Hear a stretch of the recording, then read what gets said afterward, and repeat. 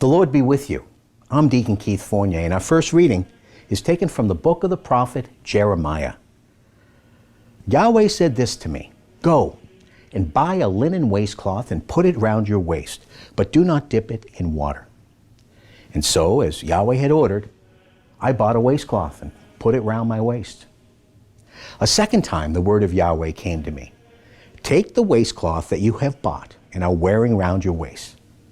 Up, go to the Euphrates and hide it there in a hole in the rock." So I went and hid it by the Euphrates as Yahweh had ordered me. A long time later, Yahweh said to me, "Up, go to the Euphrates and fetch the waistcloth I ordered you to hide there." So I went to the Euphrates and I searched, and I took the waistcloth from the place where I had hidden it. And there was the waistcloth ruined, no use for anything. Then the word of Yahweh was addressed to me as follows. Yahweh says this, "In the same way I shall ruin the pride of Judah, the immense pride of Jerusalem. This evil people, these people refuse to listen to my words. They follow their own stubborn inclinations and run after other gods, serving and worshiping them. This people will become like this waistcloth, no good for anything. For just as a waistcloth clings to a man's waist, so I made the whole house of Israel and the whole house of Judah cling to me," Yahweh declares, "to be my people, my glory, my honor, and my pride.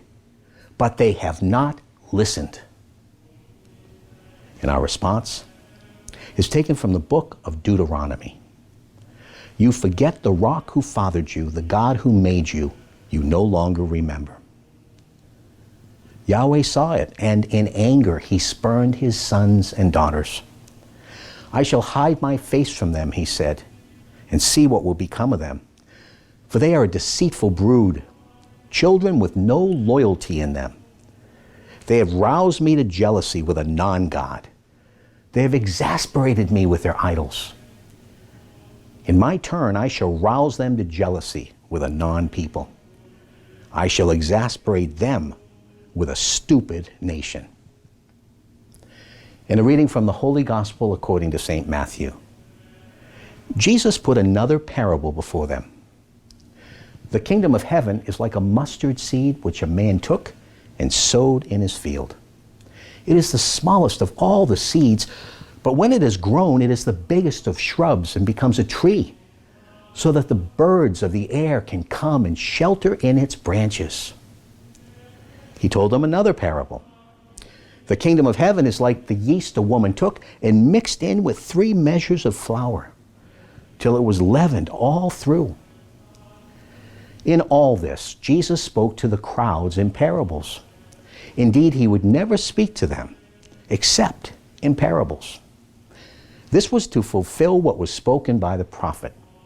"I will speak to you in parables, unfold what has been hidden since the foundation of the world." The Gospel of the Lord.